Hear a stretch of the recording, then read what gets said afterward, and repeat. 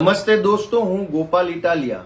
ગોંડલમાં ગુંડાઓ બેફામ, અને ગોંડલમાં જ થોડું, આખા ગુજરાતમાં ભાજપના ગુંડાઓ બેફામ બન્યા છે. હજુ હમણાં 2 દિવસ પહેલા તો ગૃહમંત્રી હર્ષ સંઘવી અને ગુજરાતના ડીજી બે ફાંકા ફોજદારી કરતા હતા કે 100 કલાકમાં ગુંડાનું લિસ્ટ બનાવવું ને આમ કરી નાખું તેમ કરી નાખું. હજુ તો એનું લિસ્ટ બને છે કે બની ગયું કે શું થયું રામ જાણે. ત્યાં તો ગોંડલમાં ગુંડાઓ બેફામ બન્યા છે અને ગુંડાઓએ એક નિર્દોષ યુવાનને બેફામ માર માર્યો. એ પછી જ્યારે એ માર ખાનાર પીડિત યુવાન પોલીસ સ્ટેશનમાં એફઆઈઆર લખાવા ગયો તો ભાજપના રાજમાં ગુંડાઓ કરતા પણ વધુ નાગાઈ ઉપર ઉતરી ગયેલી ભાજપની ગોંડલની પોલીસે એફઆઈઆર નો લખી. 24 કલાક સુધી માર ખાનાર વ્યક્તિની એફઆઈઆર નો લખવામાં આવી. અંતે વિડીયો વાયરલ થયો, લોકોમાં આક્રોશ થયો, લોકોના ટોળા ભેગા થયા. ત્યાર પછી ભાજપની ગોંડલની પોલીસે ગુનો તો નોંધ્યો પણ મારનારા વ્યક્તિઓની પણ એફઆઈઆર લખી લીધી. એનો અર્થ એવો થયો કે ગુંડાઓથી તો બચવાની વાત પછી રહી, પોલીસથી કોણ બચાવશે? અમરેલીની ઘટના હોય તો પોલીસની ભૂમિકા ગુંડાઓ જેવી, ગોંડલની ઘટના હોય પોલીસની ભૂમિકા ગુંડાઓ જેવી, વીંછિયામાં કોળી સમાજના યુવાનની હત્યાની ઘટના હોય પોલીસની ભૂમિકા ગુંડાઓ જેવી. આ ગુજરાતમાં ભાજપના રાજમાં ભાજપના ગુંડાઓથી બચવું કે પોલીસથી બચવું, જીવવું કે ન જીવવું, આ પ્રશ્ન ગુજરાતમાં ઉભો થયો છે. અને ગુજરાતના હર્ષ સંઘવી અને ગુજરાતના પોલીસ અધિકારી ફાંકા ફોજદારી કરે છે કે 100 કલાકની અંદર ગુંડાઓનું લિસ્ટ બનાવવું. પણ કયા ગુંડાઓ? મોટા ભાગના ગુંડાઓ તો ભાજપમાંથી ચૂંટણી લડીને ધારાસભ્ય બની ગયા છે. કેટલાક ગુંડાઓ ભાજપમાંથી સાંસદ સભ્ય બની ગયા છે. કેટલાક ગુંડાઓ તાલુકા જિલ્લા પંચાયતની અંદર ચૂંટાઈ ગયા છે. કેટલાક ગુંડાઓ મહાનગરપાલિકા અને નગરપાલિકાના સભ્યો ચૂંટાઈ ગયા છે ભાજપમાંથી. બાકી રહ્યા હતા એમાંથી કેટલાક ગુંડાઓ બોર્ડ નિગમની અંદર ગોઠવાઈ ગયા છે. પછી જે ગુંડાઓ બાકી રહ્યા એ ભાજપના તાલુકા જિલ્લાની અંદર કે પ્રદેશમાં નાના મોટા હોદ્દેદારો બની ગયા છે.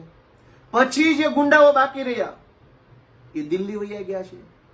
ગુંડા જ ગુંડા છે અને તમામ ગુંડાઓ સારી જગ્યા ઉપર બેસી ગયા છે. તો ગુજરાતમાં હર્ષ સંઘવીની કે ડીજીની થોડી એવી હેસિયત છે કે જે ગુંડાઓ તાલુકા જિલ્લા પંચાયતમાં ચૂંટાઈને બેસી ગયા છે એનું લિસ્ટ બનાવે? પબ્લિકની આંખમાં ધૂળ નાખવા માટે થઈ, ગુજરાતની જનતાને છેતરવા માટે થઈ અને લલ્લુ પંજુ ટાઈપના ટપોરી કંઈક નાના મોટા દારૂ પીવાના કે દારૂ વેચવાના કે કંઈક ચપ્પલ ચોરવાના, સાયકલ ચોરવાના ગુનામાં પકડાયા હોય એવા લલ્લુ પંજુઓના લિસ્ટ બને છે. ભાઈ હર્ષ સંઘવીની હેસિયત હોય, ગુજરાતના ડીજી છે એ ભાજપ વાળાથી બીતા ન હોય, ગુજરાતના ડીજી મુખ્ય પોલીસ અધિકારીને જો ભાજપની બીક ન લાગતી હોય તો આપું ભાજપના 50 ગુંડાઓનું લિસ્ટ લખીને આપે મને કે ખાતરીબંધ પગલા લેવામાં આવશે. 50 ગુંડાનું લિસ્ટ તો હું મારા ઉમરાળા તાલુકાના ભાજપના 50 ગુંડાઓનું લિસ્ટ આપવા માંગુ છું, પણ લખીને ખાતરી આપો કે પગલા લેશો. મોટા ભાગના ભાજપના ગુંડાઓની વિરુદ્ધમાં એફઆઈઆર લખવામાં આવતી નથી અને કોઈ ઘટનામાં વિડીયો વાયરલ થાય તો અને તો જ પરાણે પોલીસ વાળા એફઆઈઆર લખે છે. એનો અર્થ તો એવો થયો કે તમને કોક મારે, મારી જાય, બળાત્કાર થાય, છેડતી થાય, લૂંટ થાય, ગમે તે થાય, વિડીયો નહીં હોય તો પોલીસ સાંભળશે નહીં અને વિડીયો નહીં હોય તો એફઆઈઆર નહીં લખે. મતલબ હવે આપણે માર ખાવાનો તો કેમેરામેન લઈને ફરવાનું, વિડીયો ન હોય. જે ઘટનામાં વિડીયો હોય છે એમાં પણ ભાજપના પોલીસ વાળા એફઆઈઆર નથી લખતા. જે ઘટનામાં વિડીયો નહીં હોય એમાં હરિભજો.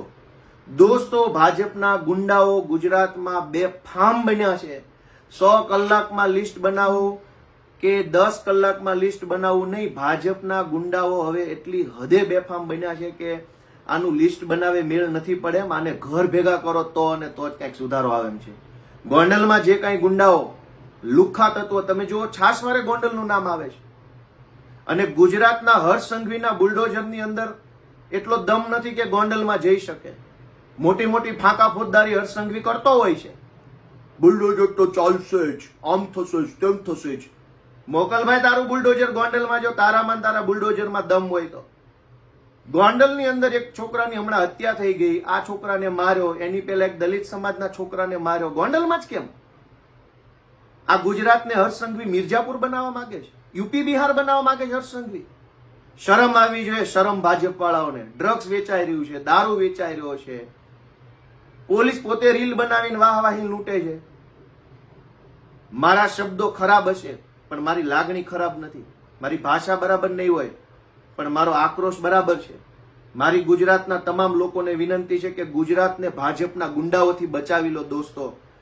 ભાજપના ગુંડાથી ગુજરાતને બચાવો. જય હિન્દ.